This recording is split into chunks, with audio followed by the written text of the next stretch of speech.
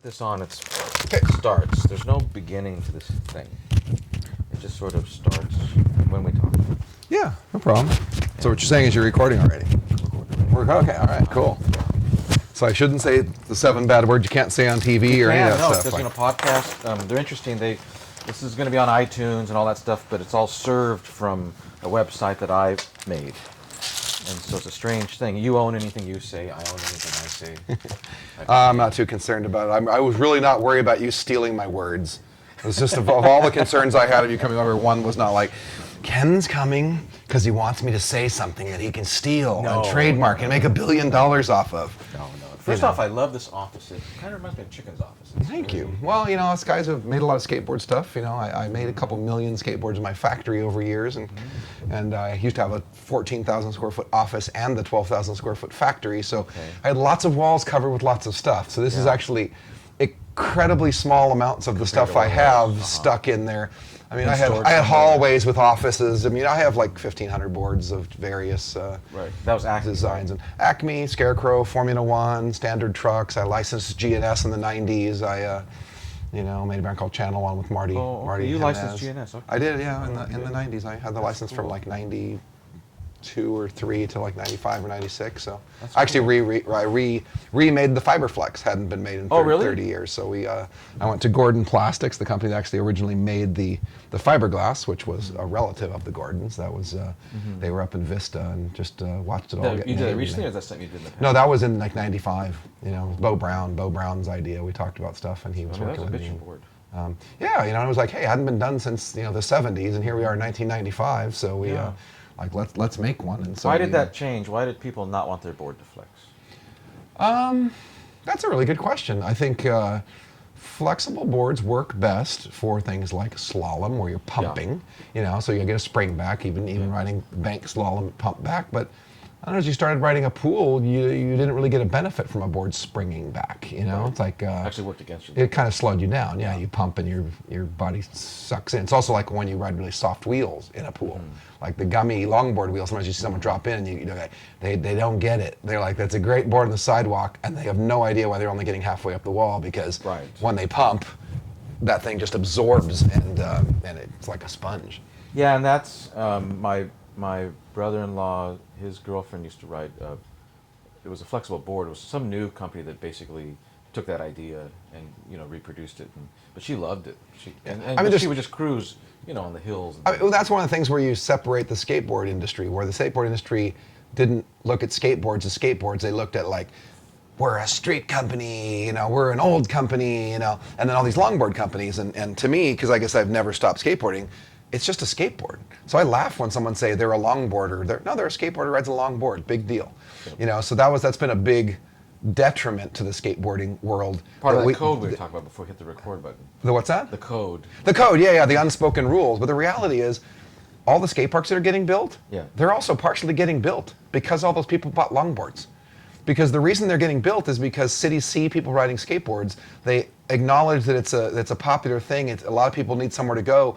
And they count those people they see rolling down the street on those longboards. Skateboard. Exactly. Even though those are never going in the skate park for the most part, in the eyes of the city, that's all part of what legitimized us. All those penny boards, all those little kids just riding to junior high school now because they finally got a board they enjoyed. Yep. Because let's face it, a 7.5-inch wide popsicle stick mounted straight to the wood with no risers and 52 millimeter rock hard wheels is never going to get a kid excited about skateboarding. Yes. That's only good for one thing. Someone who's already good, who wants to just like ride a curb or a ledge or flip his board around. You don't get good riding that. You need to learn to ride first. Yes. Fall in love with that. Yeah. So the skateboard industry tried to make that the standard. I used to go to a lot of the meetings and go, what the fuck is wrong with you people? I mean, like literally, you think a Complete for Christmas is a board that has about 80% chance that a kid's never going to love skateboarding, throw it in the garage and stop skateboarding. And that's what you want to give him because that's because you're afraid to make anything different than your coolest team guy wants to ride. There's the biggest transition. In the 70s, early 80s, I rode for companies like Gordon and Smith, some of the biggest brands of the era. Okay, I was thankful for all they made, and I rode specific certain boards. I rode mostly pool boards that were made for pools and parks. But they made freestyle boards. I didn't go, I'm going to quit because you make a freestyle board. You know, I actually had one of my competitors when I was doing Acme tell me in like somewhere in probably 93, 94, I can't believe you make a 55 millimeter wheel. My team would quit. And I'm like, really? well, then you are one hell of a shitty brand manager, team manager, whatever that. My team's stoked that I sell 3,000 or 4,000 55 millimeter wheels every month because that helps send them on tour. Even though they all ride 42 millimeter wheels, why should they care if some dude who rides a mini ramp out in Iowa wants a 55 millimeter wheel? Right. You're so focused on being cool that you're not really making skateboards for skateboarders, you're making skateboards for your team. And then forcing skateboarders to take what your team rides. Yes. Well, the reality is, once that guy's on a pro level, top level, he's not necessarily riding what a kid needs to start out to learn to, you know, have options. So yeah, skateboarding really lost its way from that, you know, early days. When was that approximately? Well, I'm going to say that really happened in the latest 80s, but mostly early 90s. That's when it was. So it was like wasn't cool, and the industry even believed that. Well, what happens is skateboarders took over their own industry and sold it up the river farther than the guys they called the corporate guys, the Big Five, whatever, ever did. You know, I'm one of the few guys that ever sat in one of those Big Five meetings. I sat in there for Brad Dorfman, and I kind of got chewed out, like, you shouldn't be here. The Big Five was Larry Balma, Richard Novak from Santa Cruz, George Powell, Fausto, and Dorfman. Okay, I sat in for Dorfman. And those guys, they all had diabolically opposed marketing plans and so on and so forth, but they were all big businesses. But when they sat in that room, they would say, okay, we need to plan what's best for skateboarding. We need a Midwest contest, an East Coast contest, a California contest. Heck, they'd even put the money up for the prize money because they were afraid of the big corporate guys coming in. I used to laugh at them and go, like, fucking Pepsi Cola really wants to be in the skateboard business? They do $20 billion a year. You guys do cumulatively like $100 million. They would have to destroy your whole business to make it even worthwhile. I highly doubt they want to expend that much energy for that. So why don't you just go to them and say, give us a frickin' check to sponsor our contest because our customers are also their customers. But they were afraid. So instead, Dorfman wrote a check for the contest, Balma wrote a check for a contest, Fausto wouldn't write a check for the contest, and I don't think even Novak did or whatever, but it was a weird game to watch. But see, I'm one of the few guys of my era who started all these companies, who got to understand and see that, and I would go to the meetings where guys would, like, you know, they'd have meetings at a trade show, and the NSA, which was the National Skateboard Association, was kind of the body of competition, and they'd talk about needing to keep their team riders under control, and you see one of the young companies come out and go, but my guys might quit if I tell them they can't destroy the hotel room, you know, and you're like, well, then you're a fucking moron. You know what I mean? Like, then why should you own a company and sponsor guys like that? You got to keep your guys under control. So as it transitioned from these guys that they looked at as the corporate dudes, who, let's face it, they didn't really skate a lot. No. If they skated, they stood on a skateboard in the 70s. They started, they all got lucky, hit the boom, and made millions of dollars. Yep. So they had the advantage over all these skater-owned guys because they had tons of money. Lots of which was started with drug money and whatever, which is really hilarious. Most of the early skateboard companies were funded from dope dealing. An appropriately romantic beginning. Yeah, it was. A lot of them. From what I've found, about 2/3 of the early skateboard companies were all funded by dope dealing. You know, there's still a few that are small companies that kind of run off. Oh, I'm sure there is, for sure. There is. So as we transition from the GNS, Powell, Santa Cruz, Vision, you know, days into the World Industries, Toy Machine, Birdhouse, Acme, so on, all these young companies. That's the point. The skater-owned ones are the ones who destroyed That's skateboarding. So fascinating. They really did. Because when these other guys would sit there and say, this company's coming to us like a tech deck or that, they want us to license out our logos and they'll put them on stickers so they can put them in every grocery store. Those guys would go like, yeah, but the mom and pop shop, he needs that $1 and that $2 for the stickers to help the overhead to keep his store open, because when skateboarding peaks from mainstream back into a little bit underground because it goes through cycles, the mom and pops are the ones who keep us alive. So let's not kill them. Okay. You know, the skaters came over, they're like, fuck yeah, we can get a royalty, blah, blah, blah, tech deck stickers, anything you want, put our name on. You know, it's like, put it in CVS, put it in Rite Aid, we don't care. Like, you know, they literally didn't support the mom and pops, even though they pretended they did. So did they have no vision? I think they had no vision. They had no real business understanding. They just thought, we're the skaters. We're the real chosen ones. We're the ones who deserve all the money because we really skate. But the funny thing is, none of them... I mean, Powell made skateboards. Yes. Santa Cruz kind of made skateboards because they owned part of the factory. They didn't make them on site, but they made them up. But they screen printed. They did manufacturing production. Vision. They didn't press them there. Yeah, back east. But Vision made skateboards. They screen printed, so on and so forth. Okay. Of all those new companies coming up, actually, I was the only one who built a factory Because I wanted to be like Powell and Santa Cruz next day, have production Do the whole capabilities thing. and all that. Yeah, Birdhouse never made a skateboard. All farmed out. You know, Toy Machine eventually bought Watson Laminates 10 years down the road. But all these guys, Toy Machine, not Toy Machine, but like Todd Swinks, Tom Yetto, Foundation, that whole group, they were marketing guys. World Industries never made a skateboard. They bought skateboards, put graphics on them, and they hyped the team thing to make us cool, we sell product.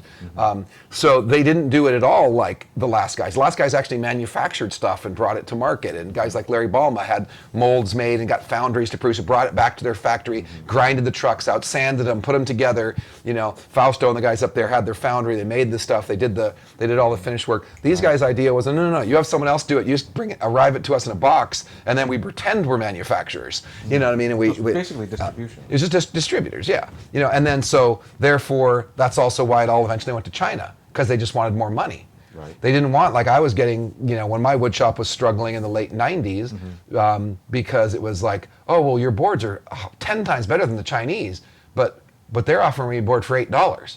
So you want $14 for a board, so unless you can give me a board for, you know, for $8, I'm going to China. And they're like, okay, because the thing is they didn't have a factory. Yeah. I personally, the bummer is, because I had some setbacks within my Acme thing where I became an OEM manufacturer, I'm bummed because I wasn't really able to kind of redo my brand, because I could make a board for $10. I'd rather make an American board for $10 than buy one for $8. Sure. But you know what I mean, and then be able to sell it for. But the thing is, I didn't have any marketing money. Didn't have team. I didn't have, you know, I kind of had plummeted and become an OEM manufacturer. I was mostly making boards for Alien Workshop and Birdhouse, and they kept my doors open. It kept me going for more years. Kept my employees. Cheaper prices elsewhere. Eventually, eventually they all found cheaper prices, and then most of it ended up in Mexico. And the funny thing is, now I've seen invoices lately where the guys in Mexico are charging more than we used to here, because there's nobody left here.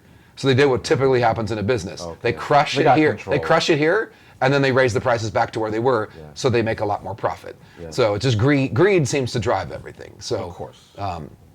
So I don't know where we got off on that tangent, but yeah, so there was a difference between the old school guys going into the new skater-owned thing. Skater-owned guys didn't really have a lot of business savvy. They learned it later, but what they had is they had the hype. They had the ability to creep into the magazines and take over. Does that help marketing-wise a bit? Well, I mean, say for instance, I sold all the ads for Transworld in the late 80s. Okay, if I even inferred that one of the advertisers hasn't gotten much coverage, or you should, you know, consider that, you know, whatever, this guy's advertising clothes and none of his riders have ever been in the magazine, I would have been like thrown out of the building. Literally, get the fuck out of here. We cover skateboarding the way we want to, you know, don't call us, we'll call you. If we hear there's a session on, we'll show up. You know, it's like, it wasn't like marketed, okay? And then even for a time when I started Acme, I was the back cover of Transworld, the contents page, letters column. I took all the premium ads and I helped them turn their magazine from black and white back to color. Because I told them all these guys are a bunch of followers. The day they hear Jim Gray took the back cover and took this color, about all your all your Foundation, Alien, all their black and white ads. Yeah, well, all of them were. Everybody followed. It was like World Industries, Toy Machine. They followed each other. Birdhouse, Alien Workshop. They were all good dudes, but they were all, I would call it the brass ring club. They're like, they only did what each other did. So they were, a lot of them were doing black and white advertising where the magazines were looking weak, and then so very imitative. And then when Vision fell off the back cover, and then I think Vans maybe took it for an issue, and Birdhouse took it for an issue. Nobody would commit. I stepped in Transworld and go, I'll take your back cover, I'll take the contents page, I'll take the letters column. I want to do my ads like this. I'll give you this much. A little cheaper than the going rate was, and I guarantee you in 6 months you'll have a color magazine again, because there is no way in hell those guys are going to let me run color back cover ads, color contents page ads, and have them all be black and white, because the magazines used to be everything. Yes. So I literally was the Pied Piper that brought Transworld back to a color magazine, you know, and it took about 4 or 5 months. There was just no way those guys, New Deal was not going to run a black and white ad if Jim Gray was running a color ad, and I knew that, and it was borderline comical. That's interesting. You know, because they're imitative, so they. Well, I did the same thing with Action Sports Retailer would put out like a show guide, and those ads were ridiculous. They were like $3,000 for a color ad, and they were like, nobody cares. But then there was like 3 or 4 tab pages that stuck out, and those are the premium ones. And I'd go, okay, here's the deal. Your rate's $4,000. I'll give you $1,000 for it. You know, and then I'm going to give you a list of 10 people that you call. Tell them Jim Gray took the tab page. You're going to sell them all an ad, because they're going to follow. They're never going to lead. They're never going to step in and take the chance themselves. You know, and it was very true in skateboarding. I mean, even in board manufacturing. Paul Schmidt made my boards before I made my own boards. Okay, so from like 91 through about 95, is when I started making. And I remember once they came out with this vertical laminate board, and it was rad. I'm going, how cool? We want to make them. And they're like, It's like, why aren't you guys making them? Well, our team guys haven't decided if they're cool enough yet. Okay, we don't care. So I sold thousands of them, and then after I sold thousands of them were out there, then they introduced them in their own brands. You know what I mean? It's like, great. Why did they not awesome. want to take a Sublimated wood. You know, I made the first sublimated wood boards they were making. Like, dude, on it. Here's the graphic. Make it happen. Yeah. Well, because everyone was afraid to lead because it's such a follower market. Like the whole street is the only thing you can skate thing. We obviously know street's not the only thing you can skate. Street's just something that you skate when there's nothing else to skate. You go find what's out there. Yep. But street was promoted as the only thing cool to skate because those guys wanted to take the business away from Powell and Santa Cruz and Vision and the historical group of people that were all based on vert and bowls and so on and so forth. So you got kids that were willing to do gnarly stuff. Started with H Street. They were like dangling $50 bills. Whoever does the gnarliest trick down this rail, $50, and they built to where we stopped going on like how good somebody really is. Like their competition, let's prove how good they are side by side with everybody else. No, it's what we edit into a finished look. That's the perception we're putting out to people. We're the new breed. So it went from the beginning there to where it became like, dude, dude, man, bowls? Who rides that stuff? That's lame. I mean, literally, guys, there's old magazines where guys like, no one wants a bowl in a skate park. That's stupid. People want rails and ledges and stairs. And I'm like, no, and I would always laugh and go, I would bet you every single possession I own, if you went out into the middle of frickin' Africa somewhere where no one's ever seen a skateboard, and you built a most basic of area with some little rolling bumps and a snaky run kind of thing, or whatever, a little reservoir like that, and then you built a street plaza, and you took the best street skater ever known to mankind and put him on the street plaza, and you took Joe Blow off the street and had him roll around the flow area, and you said, okay, what do you guys want to ride? They're going to be all these excited little kids. Yeah.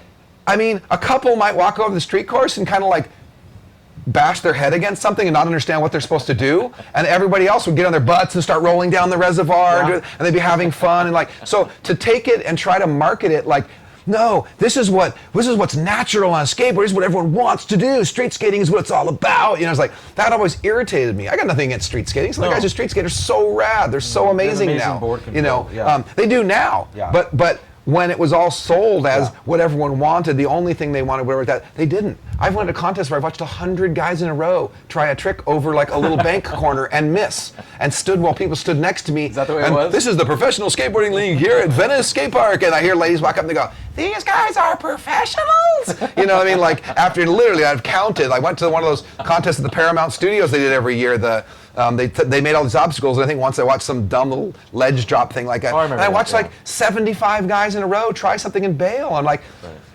this is really lame. That's not even cool. When guys make rad stuff, see now you watch like the Damn Am. I watched the Damn Am not long ago. Dude, the technical shit the kids were making, the consistency is so incredible. Right. But it's also, there's some flow involved because they're riding.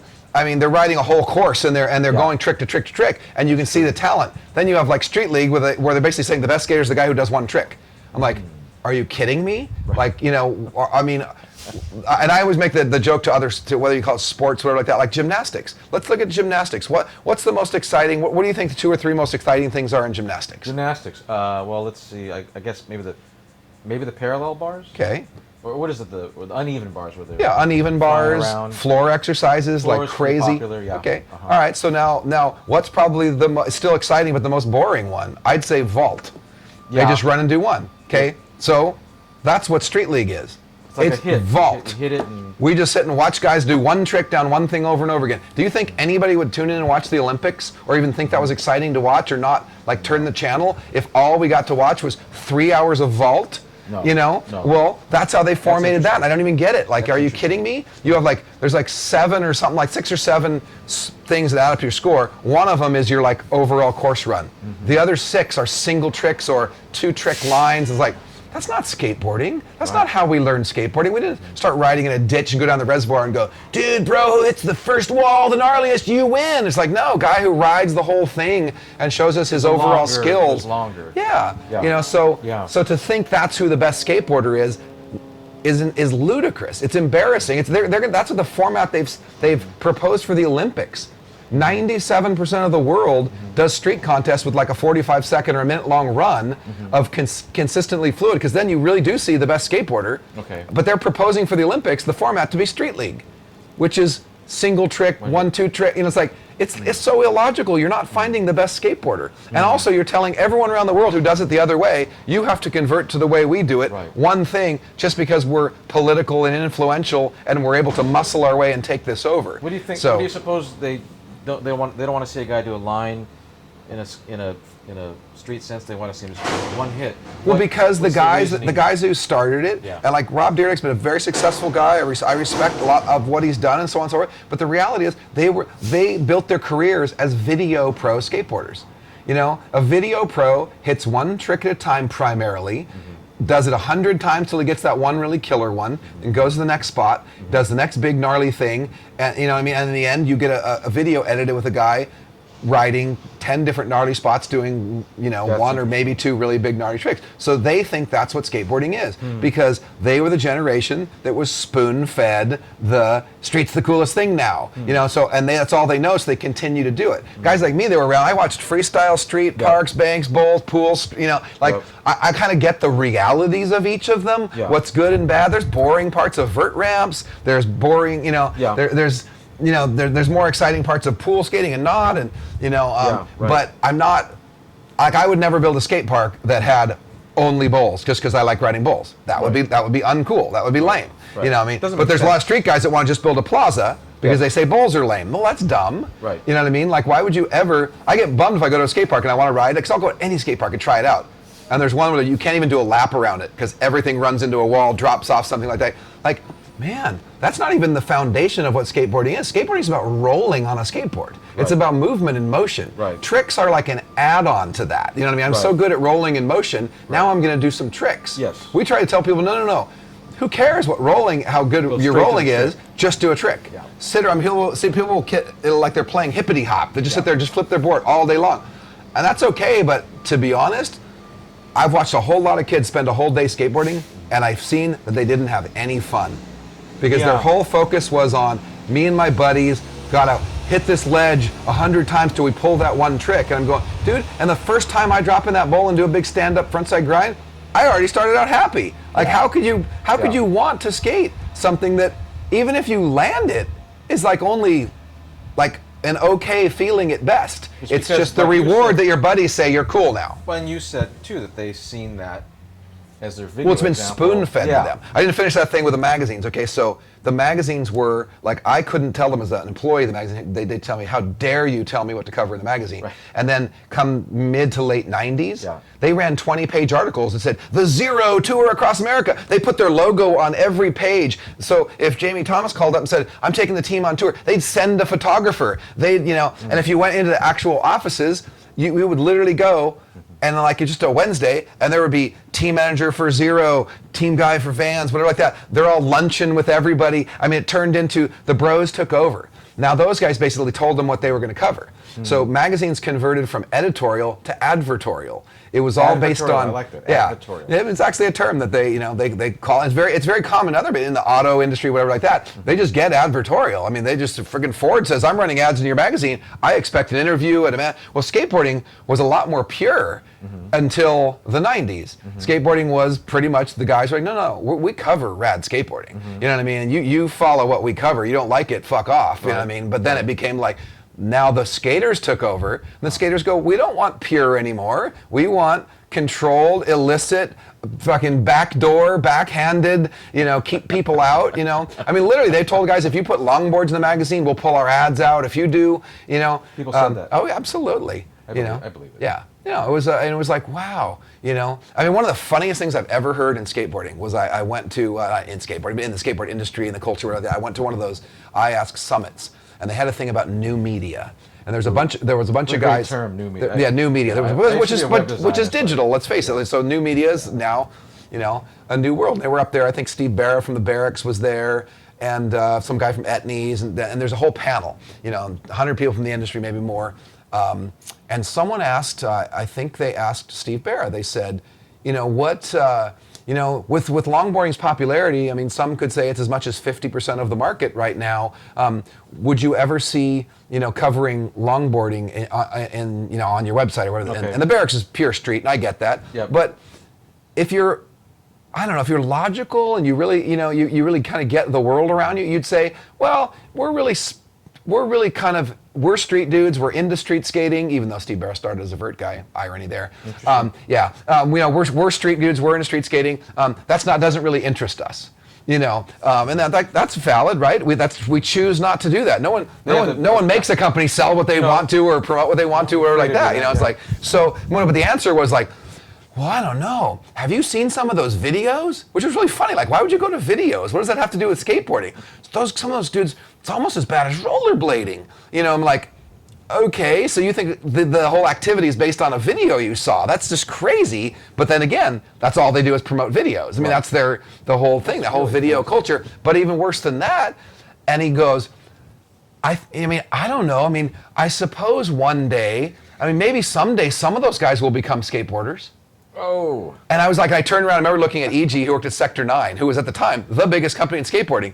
And he just freaking shook his head and rolled his eyes like, you dumb motherfuckers. Here we're selling like 100,000 boards a month while the rest of you struggle to sell a couple thousand because you're so cool and blah, blah, blah. And and he's literally up there with a straight face saying, maybe someday they could become skateboarders. Like, Jesus, really? Like, I'm sorry. Freestylers are skateboarders, and ditch skaters are skateboarders, and street guys are skateboarders. I mean, a skateboarder is someone who rides a skateboard, Got four wheels and a piece of wood. Yeah, and what's interesting I've found through the years of being around the skateboard industry, if you're in a group of industry dudes and you say the word skateboarding, they don't think of riding a skateboard. The word skateboarding means the video that just came out, the magazine ad, which guy are you promoting, how are you, they think of the business, the manipulation of it, the chess game of turning our guys into money, and and when they talk, I've rarely heard the word skateboarding where guys in the industry are talking about going to ride their skateboards.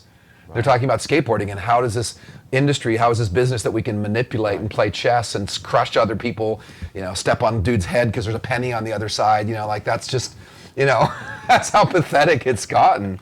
And then the funny thing is, of this generation, that whole new generation, then they all started selling their companies. Oh, you're so pure, love skateboarding so much, you'd never give it up, you're so proud you made it. World Industries sold off, this company sold off, Girl, big investor taking in, all these guys is trying to cash in. That's a bet. Do they try to stay involved in it, or do they literally get bought out? What happens is they get bought out, they try to keep them involved, and then pretty much almost every company you've watched spirals. Yeah. Because you can't, you can't take what built the culture out of it, and you can't make the skateboarding a different business than it really is. No. And the people that own it then aren't necessarily skateboarders. And the people who owned it and ran them, they were skateboarders. Yeah. Some of them were the best manipulators there were. They're the guys that talked about skateboarding, and it was about my video, my team, who's gonna ride first, bro. And they knew how to build the brand off that, and their brand had this huge demand because that hype. But once you give those guys millions of dollars and just put them at a desk to they just start losing interest as they invest in their breweries and whatever else they do, and the company just starts floundering because another generation is coming and they're not